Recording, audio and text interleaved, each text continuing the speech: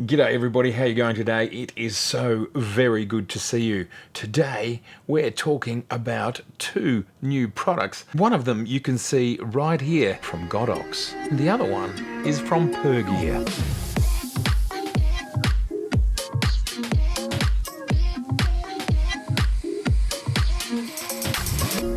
Okay, should we turn the lights on? That's better. And if you're wondering what all those images are over there, I'm working on a new project with all of these exciting images. I can't wait to share it with you very, very soon. Now, let's start with these lights here. These are the Godox TL30 RGB LED tube light from Godox. And these have been sent to me for review. So thank you for that, Godox. They want me to just let you know what I think of them. There's a lovely little app here made by Godox, and this allows you to do all the usual things like change the color temperature, change the color, and put it in all sorts of weird and interesting modes. We'll turn off the lights for this bit. Shall we be a little bit red? And there we are red. And there we are green. How about a blue? And then also we've got some really crazy modes. How about a broken light bulb? Zzz, zzz, zzz. A TV flickering at night. This one's pretty subtle, but look at the background and it does look like there's a TV on. The brightness, it's a bright TV. We were on 10% before, but that's pretty good, don't you reckon? And here we go, here's fireworks. Now, this is a police car. If you don't like flashing, don't watch for a bit. Here we are just going through all the different color temperatures from, this is 2700 kelvins, all the way around to 8500 kelvins. So that's nice, you can just dial up some kelvins. 5300 kelvins. 4% power, 40% power, 100% power. So I reckon you could use these as studio lights. You just get them just slightly off camera, and that would still work absolutely fine. So that's another thing you can do. So this allows you to put a photograph and just choose the color that's in the photograph to match the photograph. That's pretty cool. And then we're going to be 100% of the color that we've chosen. Dark green. Yep, we looked at that one. And this is just another way of looking at colors. This is where you can just basically go through the whole gamut, choose the color that you want to be. So the control, and you can create groups on here for multiple lights. I'm not exactly sure what the limit is. These are rechargeable, and all of these controls that we've just been looking at, there they are there. These controls can be found on the back.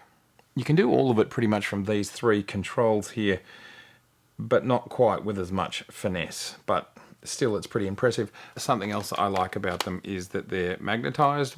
You can stick them to each other, which I suppose has its place, but you can also stick different things to it or stick it to stands and things like that. They've also got threads at either end, so you can just go into a standard tripod mount. I think they're pretty well thought out. How tough they are, not sure, but most lights are things that you don't want to drop. I'm not sure of a light that you can drop and it would still be happy. The integrated battery will run for 60 minutes on a full charge, and it's charged by a USB-C port. And the USB-C port can handle 5 volts or 2 amps of power. These lights are 0.3 of a kilogram and only 30 centimeters long. And they also come with a CRI rating of 97 plus and a TLCI of 99 plus. And they can do cool things like this, and this, plus a whole lot more. And these lights come in at $89 US, which I think is a completely and utterly reasonable price. I think these are good, useful, they're powerful. I love the Bluetooth app, which is downloadable for both Android and iOS. And even my kids have already stolen these from me and used them for a disco here at home. I think they're useful, and I think they're good for the price. And our next product here is from Pergear. True to their word, we talked about this a month or two ago, that they were going to create an even smaller and even cheaper CFexpress card for all us CFexpress users. And that includes Canon users and Nikon users, as well as some Panasonic and Sony users. We all use this same Type B CFexpress card in one camera or another. And this is what they've released. This is a 128 gigabyte CFexpress Type B card. Now, one thing they've done in order to try and keep the price down, of which the price is $119 US, is they've made this card slightly slower. Now, that sounds bad, but it's not really, because it's still fast enough to do 4K video and everything else that you'd want to do. And those faster cards can actually do 8K video, which most of us are probably not going to do anytime soon. And if you're going to be doing 8K video, then you're going to be spending a ton of money on hard drives and all sorts of other things. So these cards here are the least of your problem. Let me read the spec out to you. I've been using this card for about a week. It's behaving exactly the same as all the other cards here, but it has a 1000 megabyte read speed and a 500 megabyte write speed, which is absolutely more than enough to do bursts of photography at something like 10 frames per second when you've got a 50 megabyte file, and as I said, perfectly good for running 4K files. Look, I can do 4K 60p on an SD card that's not even that fast, so this thing is going to eat it for breakfast. Let's talk a little bit about the technical spec and what cameras you can expect this card to work on, this beautiful 128 Pergear card. Now, besides, of course, the read speed of 1000 megabytes and the write speed of 500 megabytes, which pretty much gives you everything you're ever going to need except for 8K video. So sure, it comes at a budget price, which means it's not super fast like all the other cards. But what it can do is it can work in a camera like this. These cards, this 128 card, unlike the larger ones, are compatible with the D850, the D500, the D5, and so on. I will read you the full list of compatible cameras because it's not just about Nikon. It also works in all of the Zs, of course, the appropriate Zs, the D6, the Canon EOS R5, the C500 Mark II, the C300 Mark III, the 1DX Mark III, and the Panasonic S1 and S1R. There's quite a lot of manufacturers now using this form factor, the Type B CFexpress. So let's prove if it's going to work in the D850. So here it is, 128 card going into the D850. There it is there, going in. And what we're going to do is turn it on, and we're going to format the card. Although I've already formatted it in one of my Z cameras. Let's see what happens if it wants to work. Oh, hello.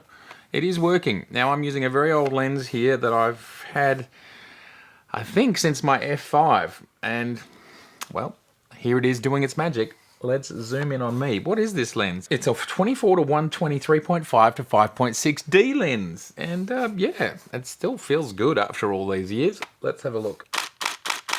There's an exposure worth talking about, and there I am, exposed. Isn't that good? That is the 128 gigabyte Pergear card, proven to work here on the D850. Well, that's nice. Maybe I should go out shooting with this. Would anyone like to see a video with me playing with this gear? See what I can do with like a 20-year-old lens, and well, this is only a 3.5-year-old camera. Feels like forever ago this came out, but it is only actually 3.5 years ago. So that pretty much means I'm 100% confident that they're going to work with the D850, because we just did it, the D500, the D5, and of course the D6, and all those other cameras I just mentioned before. I don't believe, and it's not noted, that this will work with the D4, and of course the D4 is now, how old's the D4? It's almost 10 years old, 2012. Should we get it? Should I grab it and find out? I think it probably won't cope, but I don't know, let's try. Here it is, here's the D4. The original camera to take XQD, but no, this isn't gonna work because there's no update, of course. The form factor is the same, but of course it takes XQD, not CFexpress. So I don't think this will work, but let's find out together. It's an interesting experiment. Okay, D4, there it is. Let's throw the card in there, the 128. I don't think this will work. I don't think this was ever made to take CFexpress, but the card will physically go in there. There it is going in. I don't think it's going to destroy anything. I think it'll just give me an error. Yeah, card error. That's exactly what it's saying. So there we go. I can try formatting it. I don't think it'll work. Let me have a quick look to see if we can format it. Oh, this is such a good looking screen. That still looks fabulous today. I like it. Yeah, XQD slot format. I think it's going to go. I can't do it. Yeah, it's still not happy. So there you go. Will not work in the D4. D4s do not work with CFexpress. It was a bad idea for me even trying, but it's fun to know and to prove it. Let's pop it back in the D850. All working fabulously. I think we can be very confident of those compatibilities. Back to the rest of the video. As you've seen before, I've got the 256 and the 512. Here is the 512 and the 128. The 256 is actually shooting us right now. These cards have worked flawlessly so far. I have not had any problems with them. I know a number of you have them out there in the wild. I'd love to know your thoughts about them. Please do share them with me. Pergear has supplied this card. I think it's great so far. If you'd like to buy one, there's an affiliate link below. You are more than welcome to use or not. No problem, absolutely either way. So there you go, just two little updated things, lights that I think are pretty damn useful. And of course, if you're shooting on Z, everything except the Z50 and the Z5, then you will be using these cards. And yes, they're now becoming very affordable at the prices that we've talked about. I think that brings it into the realm of high-end SD cards, which of course, the SD cards, most of them are slower than all of these cards anyway. Please let me know in the comments below whether you have any Godox lighting and whether you have used any of these cards and how they're going for you. Fantastic to see you. I'll look forward to seeing you again. Please do subscribe and please do share, like, and if you'd like to see over 300 episodes now, they're just down there, not too far away. All right, I look forward to seeing you very soon.